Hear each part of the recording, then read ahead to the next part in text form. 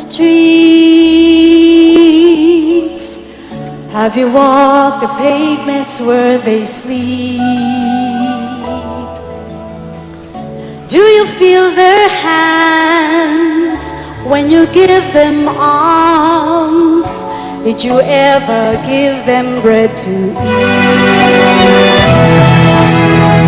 Have you seen their homes washed by the floods? While the mother tightly holds her child.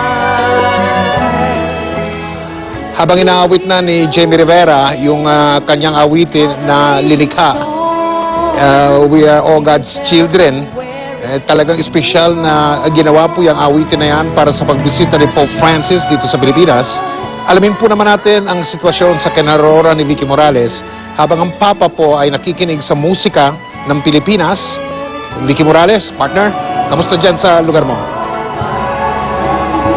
Yes, Mike, Mel, talaga namang naging napakainit ang pagsalubong kay Pope Francis. Dito pa rin po ang Santo Papa para makasalamuha ang ilang pamilyang Pilipino sa mga sandaling ito, no? Katatapos lang nitong tinatawag nating Liturgy of the Word. Hindi po ganap na misa ang nangyari dito. Isang Liturgy of the Word, isang prayer gathering ng mga pamilya. At talagang tuwang-tuwa po yung Santo Papa, yan nakikipag-usap po siya kay Cardinal Tagle at habang kinakanta po ni Jamie Rivera itong theme song nitong ating pagbisita ng Santo Papa, ito yung We Are All God's Children, mamaya babasbasan po ng Santo Papa ang mga pamilya na nagtipon-tipon dito para nga masilayan siya. Kanina po napakaganda ng naging homily, no, ni Pope Francis. Yung naging mensahe niya sa harap ng mga pamilya na nagtipon-tipon dito sa Mall of Asia Arena, sumentro ang kanyang mensahe sa pagpapatatag ng institusyon ng pamilya. Anya sa panahon ngayon, napakaraming pinagkakaabalahan ng bawat pamilya, pero mahalaga raw na tayo'y manahan sa Panginoon. Mainam po ito hindi lang sa mismong kalusugan ng ating kaisipan at katawan, kundi po sa ating espiritual na pamumuhay. At napakahalaga rin ng pagdarasal niya sa kabila ng mga kaabalahan sa buhay. Kung hindi raw tayo magdarasal, hindi natin maunawaan ang kalooban ng Diyos sa atin. Oras na malaman natin ang will ng Lord, dapat din daw na tayo'y kumilos. Marami raw banta at pressure sa pamilya ngayon. Dito nga sa Pilipinas, tinukoy po niya ang napakaraming pamilya na naapektuhan ng mga kalamidad. Ang iba naman dahil sa kahirapan ay nagkakahiwa-hiwalay. Kailangan kasing maghanap buhay sa ibang bansa ang mga miyembro ng pamilya.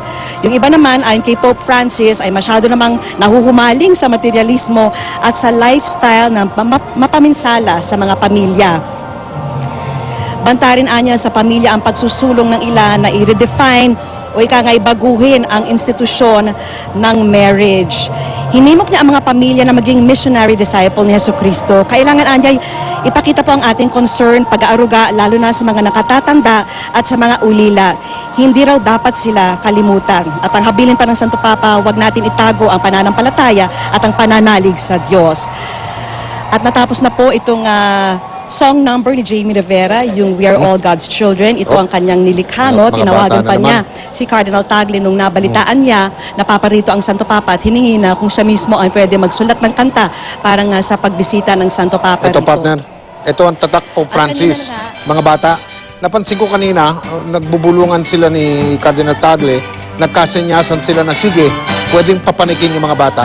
Hindi natin alam kung talagang bahagi ito ng programang to o katulad nung naganap sa Malacanang kanina, bigla na lang nagsudputan yung mga bata ron sa red carpet, partner. Ewan ko kung nakikita mo dyan sa kinaroroonan mo. Pope Francis ito. Mga bata, mga nakatatanda, at yung mga may kapansanan. Kanina nga, napigkas niya rin yan sa kanyang pagsalita. Vicky?